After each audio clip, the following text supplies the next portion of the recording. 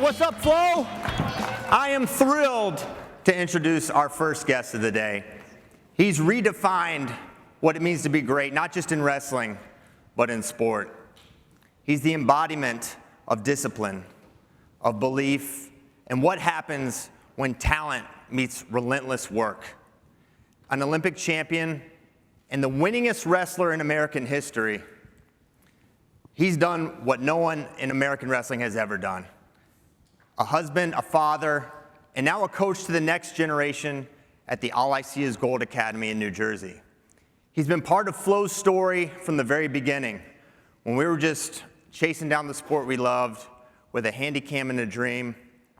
His matches became part of Flo's story, and his journey reminds us why we do what we do. Please give a warm welcome to Olympic champion Jordan Burroughs. What's up? You're over here. See? Okay. Yep. All right. All right, Jordan, welcome. It's good to be here. More than 15 years ago, you did your first interview with Mark Bader. Mm-hmm. Now, a lot has changed since then. He still hasn't cut his hair. But other than that, there's a lot different for you, a lot different for FloSports. As you think about that moment, that interview, how far FloSports has come, how far you have come, what comes to mind?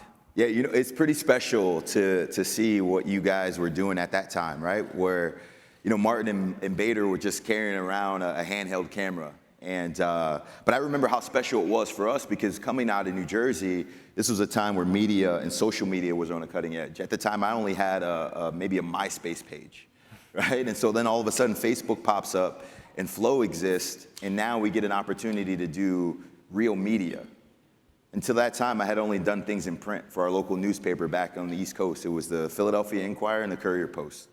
And so when I got that first Flo interview, it was really the first thing that I'd ever had that was uploaded onto the internet that I could go and show my friends back at home and my family could watch me. And so it was a kind of a special moment for me. It was the genesis of Flo, but it was also the genesis of my own career. And a lot of good things happened from that point on. Yeah. Now you sit here, the greatest of all time, 7-time world and Olympic champion. But your story didn't start out like that. Under-recruited out of high school. What was it about you, Jordan, that you saw in yourself that maybe no one else saw? I don't know if I saw anything special in myself, to be honest with you, Christian. You know, I started wrestling when I was 6, right? And so my wrestling inception was different than most people's stories, right? Wrestling's a sport based on pedigree and lineage. If your dad wrestled, you're wrestling. If your uncle, your older brother wrestled, you wrestle. But I had no one in my family who had ever wrestled before. So I basically brought home a flyer that was passed out from my elementary school teacher as a kid to join our local youth rec program. And so at the time, I had no idea who the best wrestlers in the world were. The best wrestlers to me weren't Cael Sanderson and Dan Gable. They were Macho Man Randy Savage and the Ultimate Warrior, right? I was a big WWF fan as a kid, so I brought it home. I showed my mom.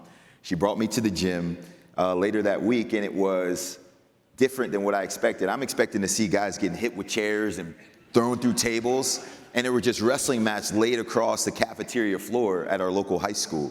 And it was one of those things where I was like, okay, this is different. But because I was small, I was the youngest of 4. My first weight class was 45 pounds, right? So I was a little guy. And wrestling was one of the few sports you didn't have to be big in stature to be successful. And so it stuck right away. My very first tournament I went 1-1. My first match I won. My second match I got pinned. And the kid I got pinned by, he was actually getting coached by his mom, right? So it was a bad loss. But when we left the tournament, I remember, I'll never forget, you remember back in the day where the brackets would be posted, there was no track, There was no flow, right? The brackets were posted in the hallway of the school that you were competing within, right? And so that's how you would see who you'd wrestle. And my dad, he takes me up and we're looking at the bracket, and I think it was a single elimination tournament. And so I was out, I was done. And I'm looking at it and I'm like, Dad, well, what place did I take? And I hadn't placed at all, but it was he told me I had placed 8th, and he told me that because it was the 8th annual version of this tournament, right? So I saw 8th, I'm like, all right, I got 8th. But as we were walking out of the door, there was a young man who gave me a ticket and said, hey, don't forget your trophy. And so although I hadn't earned a trophy or won a trophy, there was participation trophies being given out at this tournament. And so I went back into the gym, picked up my participation trophy. It was the first thing I'd ever won. I was the youngest of 4. I was the run of my family. but that trophy made me feel like a boss, right? And so I got to take it home and show my older brother, my older sisters, my mom, and that's what really struck me from the beginning. And so before every tournament when I was a kid, my dad would take me to the trophy room where they would house all of the trophies that were gonna be given out at the day's end. And he would point to all the trophies, say, you see that little one over there? If you win 2 of your matches, you'll get the 3rd place trophy today. And he'd be like, you see the one next to it? That's the 2nd place trophy. You win 3 of your matches today, you'll get that one. And then of course, the biggest trophy is the 1st place trophy. You say, you see the really tall one over there in the corner? If you win all of your matches today, that's the one that you'll bring home. And so that was my pursuit as a young man. And it shifted and it grew over time, but my story is unique. I'm an anomaly. Right? I wasn't this hard-charging wrestling super fan as a kid. I never wrestled at Tulsa, Ironman, Reno, Super 32. I never even went to Fargo. Right? And somehow I won more world championships than state championships. And so it was really a long, drawn-out journey, but really falling in love with the sport. As people started to redline and they started to burn out, I was really falling in love and really just hitting my stride. Jordan, and there's so many stories that I think exemplify the Jordan Burroughs story. You burst on the scene in 2011, you win a senior world title. 2022, you break the record for most gold medals in American history. But to me, the vintage, quintessential Jordan Burroughs story, 2013, and the weeks that led up to that World Championships. Could you tell the team here at Flo about that? Yeah, so it was crazy. I broke my ankle in 2013. It was 27 days before, actually, I broke it 28 days before the World Championships. So 4 weeks, exactly 4 weeks before the Worlds, I broke my ankle. And we were at the Olympic Training Center in Colorado Springs. And so we'd meet maybe 3 times each summer. There were 10-day training camps, and as part of the training, we do a lot of wrestling, but we'd also do a lot of conditioning. So at the end of practice, we're sprinting. And I didn't get good by coasting, right? I always push myself. So very last sprint, the guy that I was trying to beat was Obi Blanc, right? Head coach at North Dakota State now. He was on the team that year. Which interestingly enough, he didn't end up wrestling. Remember, Angel Escobedo ended up taking his spot, a long story. But anyway, him and I were racing we had to go all the way down to the end of the room, touch the line, and run all the way back. Well, the problem was there were walls at our starting point. So we run all the way down, we touch the end of the mat, and as we run, so we run all the way down, we touch the end of the mat, we run back, and I didn't want to pull up because he wasn't pulling up, right? So I'm looking at him, he's looking at me. I go to jump off the wall to stop my momentum, and it just snapped. I knew, I fell right away. I was like, something's wrong, right? So I remember I hopped out of the room because I didn't want anyone to see me. And so I hopped out of the room. Brandon Slay, who was coaching at the Olympic Training Center at the time, he comes outside. He's like, are you good? And I'm like, no, something's wrong. And so he's like, what's wrong? And I'm like, I think I broke my ankle. And he's like, all right, that's aggressive. Maybe you twisted it, sprained it, you didn't break it. So anyway, I'm like, I can't walk. So he picks me up. He picks me up on his shoulders, piggybacks me all the way down to the training center. And so there's a physical therapist in there. He's like touching my ankle, and he's like, all right, does this hurt? And I'm like, yeah. And he's like moving it around different angles, like, does this hurt? And I'm like, yeah.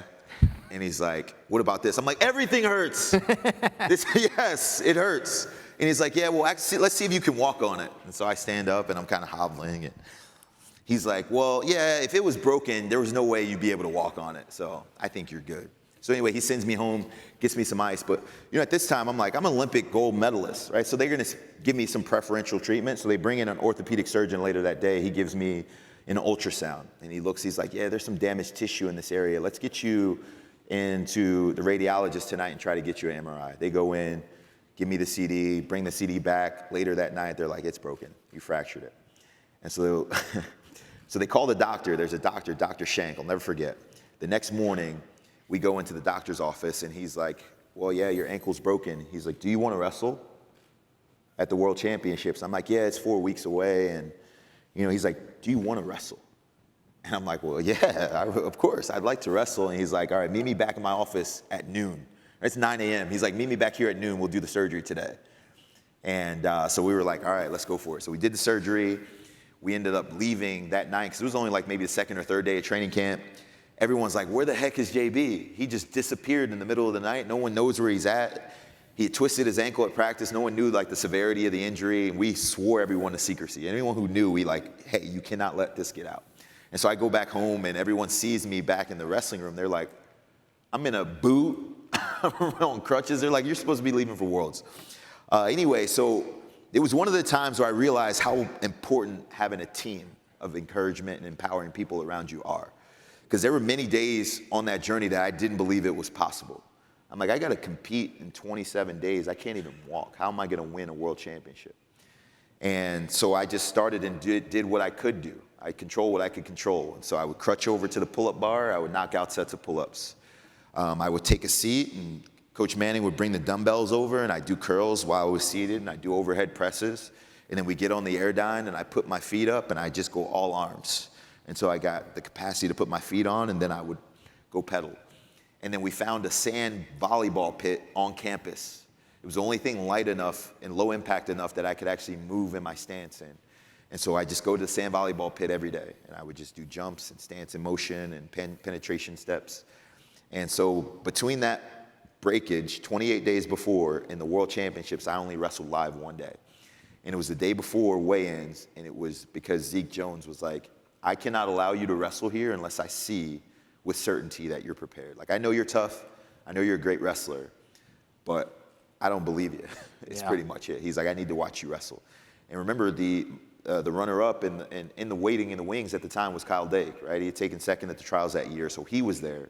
He's Matt Side. He's watching me. And everyone's watching, like, to see if I was ready, and I go out and I compete well in that practice session, and he's like, all right, you're good to go. And then the next day I won. And so it was a pretty wild event, but it was fun. Amazing story.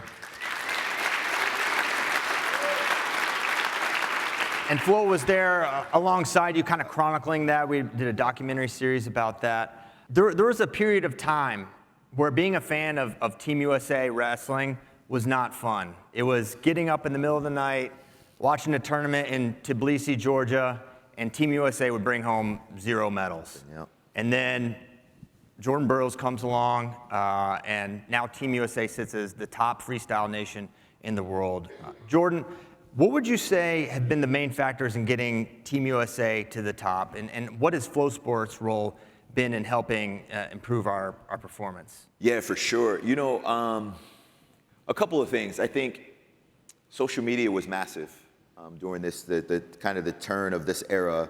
I think it was big to have people who were willing to try to invest in building their platform. I think that was a massive part of the success of Team USA. I think also Zeke Jones played an integral role in that, in the way he structured our system, building RTCs, taking us to overseas training camps, making an importance and emphasizing brotherhood, and really just, we had a Russian style. Right? So he would make us line up before practices. He would take us overseas. We'd go for 2 weeks. We'd train with the opposing team's national team, and then we would prepare and go to a tournament the week after. Right? There were just little things structurally that he did really well. But I think what really helped is exposure, is the ultimate thing. Right? Is you know, look at what you guys were able to create and convey to the public. Is there was a point in time where wrestling was on the chopping block, right? It was kicked out of the Olympics. It was being dropped out of a large majority of colleges. We weren't making a whole lot of money. We weren't competing at a high level worldwide. And what Flo's role was to make wrestling look cool, right? So here's the stories, here are the heroes, here's why they deserve to be honored, and here's how you can support, right? And what that did is when you started to highlight the superheroes, it instilled and implanted seeds of hope and vision for a new generation that came behind us. And so they watched us and they were like, man, it's possible. It's possible. If I wrestle hard, if I train hard, if I commit and stay focused for an extensive period of time, I can eventually become a champion too. And so you highlighted stories that would have relatively been unknown or been hidden in obscurity. And so I think what it did, it fostered and helped cultivate this dream for all of the young kids that came behind us. And now we're seeing those guys turn into champions now. Yeah. It's hard to believe in 2011, when you won your first world title, you could not watch that live. I remember us and the team, we're refreshing Flo just to see if you won, to see if That's crazy. if Bader had uploaded the archive of your match. That's how we would find out. What's it like to know that, yeah, we were there then, but now FloSports is live streaming the World Championships, and you can watch them around the world. And what does that mean to you, and what does that mean for the sport at large? Yeah, it's massive. It's massive. I remember those times. You know, a funny story quickly is I was dating someone at the time, and when I beat Sargouche in 2011, she thought I was a world champion, right? She's like, you beat the world champion, you're the world champion. And I'm like, no, this was the pre-quarters. I've still got 3 more matches to go afterwards, and it was because the message was being relayed so late to everyone back at home.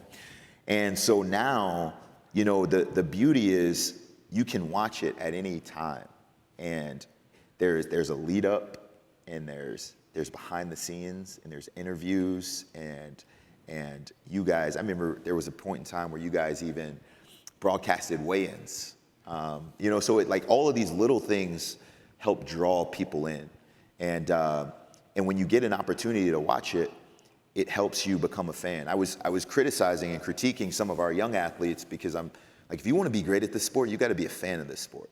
And so it was the World Championships this past year, and I questioned every single person in the room, like, how many of you guys watched the World Championships this week? And we maybe had 5 or 6 guys raise their hands. And I'm like, okay, how many of you guys watched an NFL game yesterday? And every single hand goes up in the room. And so then I look back at it and I'm like, okay, how many of you guys are football players? And maybe 5 or 6 hands go up. And I'm like, well, how many of you guys are wrestlers? And of course, everyone's hand goes up, right? And so I'm like, if you want to be great at this, you have to be a fan of it. You've got to watch it. And I remember a time where you couldn't watch wrestling. It was hard to find. You had to go onto this Russian website where you couldn't understand any of the language. You didn't know what mat they were on. It would just be a blank stream of just a mat for hours. You have to kind of sift through the 6-hour video and try to find the wrestling. So like for me, a purist who has been in this game for a long time, I know exactly where we've come from. And so when I can just go click exactly who I want, I can type in their name, it pops up every single video, every result, common opponents. Like that's massive for someone who's really a fan and a student of the sport. So I love what Flo's done. Awesome. Yeah. Okay, I got a funny one. I think it's funny. It just kind of speaks to the man that Jordan Burroughs is and the confidence you have. So 2012, the London Olympics. You make the team for the 2nd straight year. Popularity is on the rise. And the night before, you're going to compete in the 74-kilogram division for the Olympic Games. You sent this tweet. Thanks, everyone, for the good lucks tomorrow. Dreaming of gold tonight. My next tweet will be a picture of me holding that gold medal. What can you say about that tweet and the role that confidence has played in your success? I would never do it again. And I wouldn't recommend it to anyone, but I was going to hold a gold medal, even if it wasn't my own. I was going to find it. No, you know, honestly, and we talked about it behind the stage, and I didn't even know that this was a question. Yeah. But confidence is key. Like there's nothing that can trump your belief in yourself and your abilities. You know, I think ignorance is bliss. I had never really been at the Olympic Games before up until then, and so I was still operating with very little pressure, very few expectations at that point, right? I think a lot of people thought when I won in 2011, I was kind of a flash in the pan. It was a fluke. It would be really difficult for me to repeat. But I knew I had beaten everyone in the weight class. I had wrestled Sadiq Gadarzi that year, earlier that May at the World Cup, beating him again. He hadn't scored on me a single takedown in the matches that we had competed against. I wrestled Sargouche the year before, and I was like, you know if I press the pace, I can get this guy.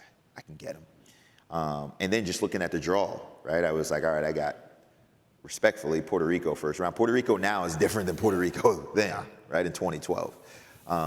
Then I had Matt Gentry, 2nd round from Canada, someone who I spent a lot of time watching, but he was an American. He was from Stanford. I'm like, man, I won 2 NCAA freaking championships. We got this. I was undefeated. I'm going to beat this guy. Wrestle for Canada. Sorry, Canadians. We got a couple here. And then it was Sargouche, world champion, who I knew was going to be a tough out. But if I could beat him, I felt confident about my chances.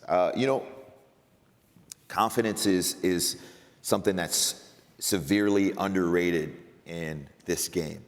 Is belief in your abilities, belief in your willingness to execute, belief in that it's going to be hard. I'm prepared, I'm equipped, I'm capable, and I'm ready. Dan Russell would ask himself 2 questions before he competed. When he would step up Matt's side, he would say, did you give 100% of your training? Are you willing to give 100% right now?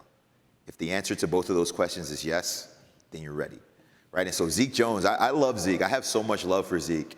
And he would tell me before every single wrestling match, he would tell me, so I walk up on the stage, you know, you run up the stairs, you hop up on the stage, you smack hands with your coach, and then he would tell me, like, he would like take a moment, he'd be like, all right, look out there, turn around, look at every single person in the crowd. And he'd be like, every single one of them is here to see you. He'd be like, they're here to see you. They want to watch you wrestle, right? Give them something to cheer about. And so like, I'll be like, yeah, let's go. Right, so it got me excited. And so I believed, I was confident, and because of it, I believe I won. Awesome.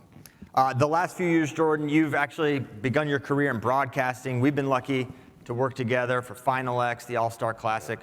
What's it been like working with Flo on the other side of the mat? It's good. You know, I have a love-hate relationship with Flo. Oh. Mostly love. Here's what's critically important. And I had to learn this later in my career, is what other people think of you is none of your concern, right? And it's hard because as wrestlers, we take criticism, it's offensive, right? And so I remember there would be many times that I would be really critical of how you guys viewed me going into a tournament, going into a match, and I would be like, I'm gonna prove these guys wrong. But what I understood and what I recognized later transitioning into this life is you're giving your perspective and your opinion on someone's performance. It's not personal at all. It's like, I don't dislike you. Hey, you're a great kid. You're a great man. You're honorable. You do this thing with integrity. I just believe this guy is a better wrestler than you. And it's really that simple. Or I believe this guy he may not be a better wrestler, but you haven't looked good as of late. I think he's going to win today. And so that shift in perspective only happened when I got to sit on the opposite side and really get a chance to see it. And because up until then, I was offended by it.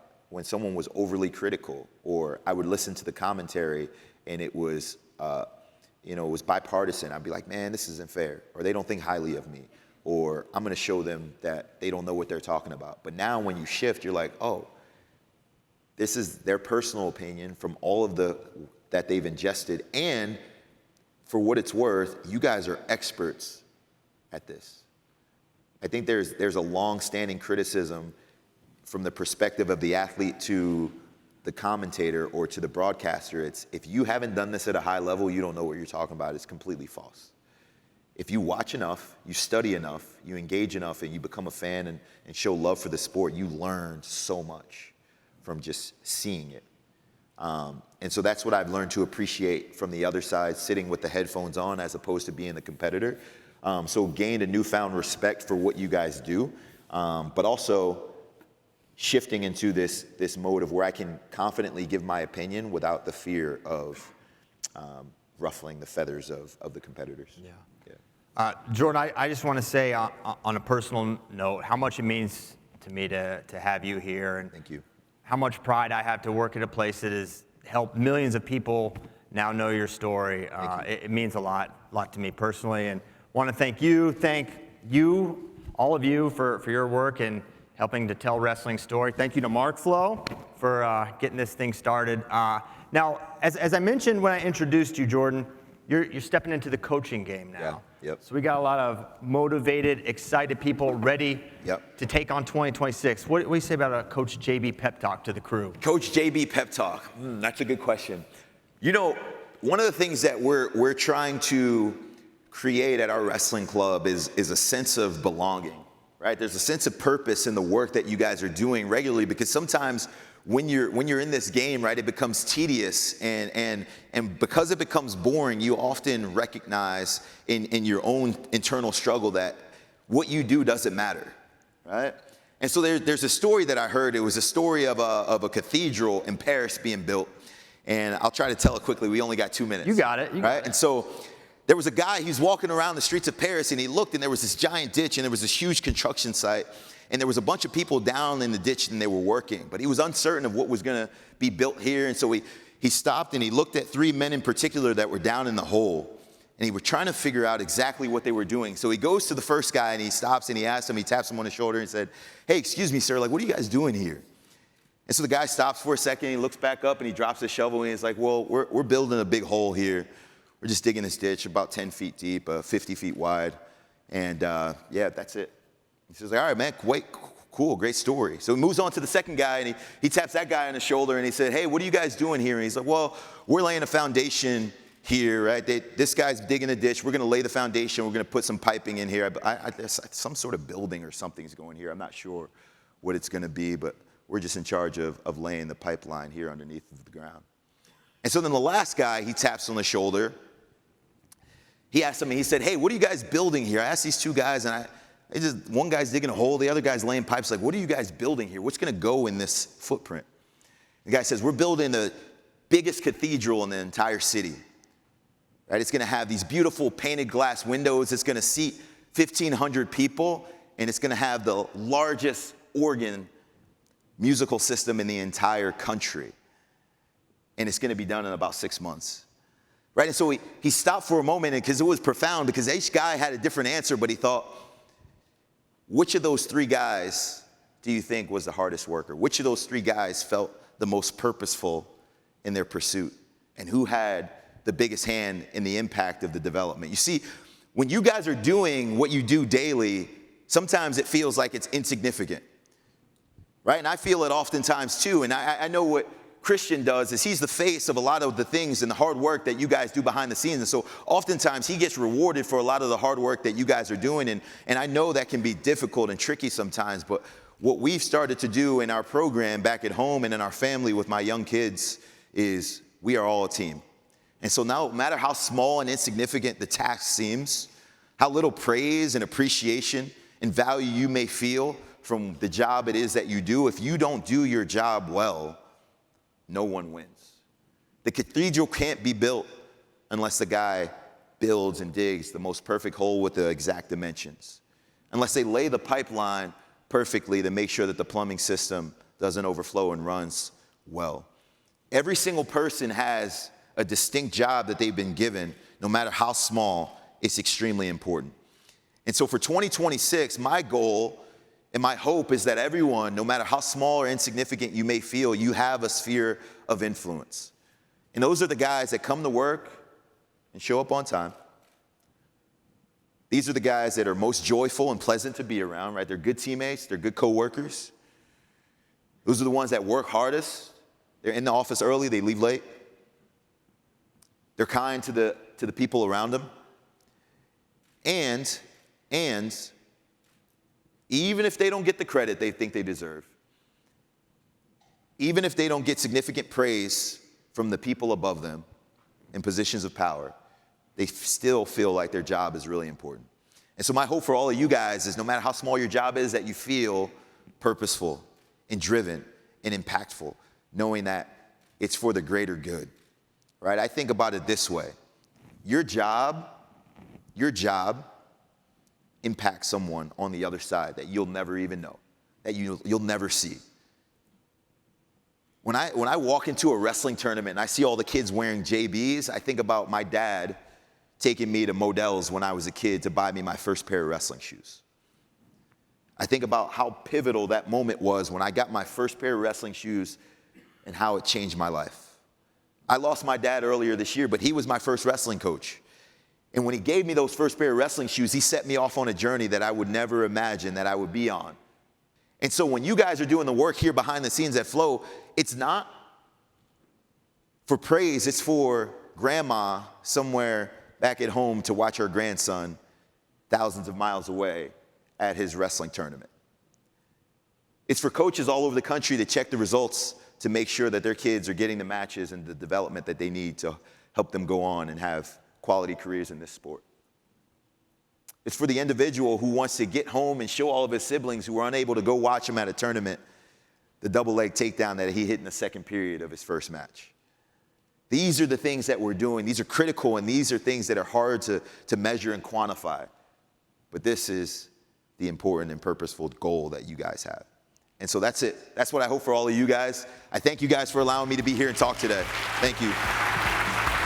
One more time, the greatest ever, Jordan Burroughs.